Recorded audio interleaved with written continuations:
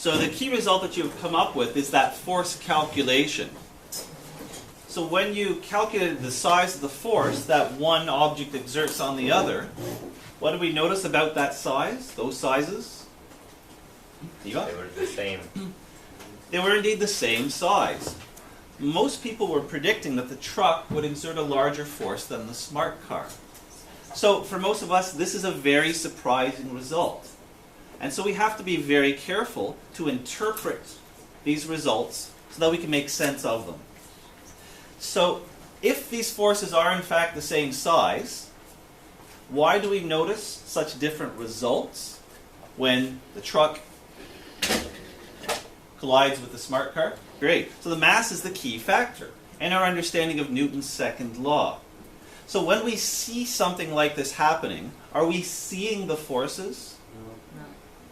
No, we are seeing the accelerations. And we have to be so careful from now on when we visually try to interpret what we see to recognize that we don't see forces.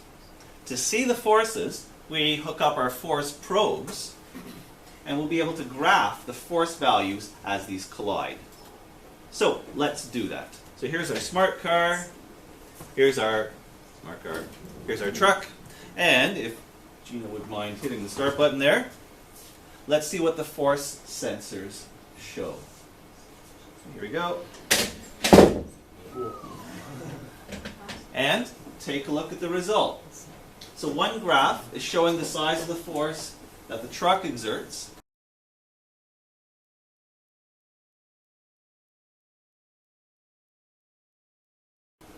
The other graph is showing the size of the force that the car exerts.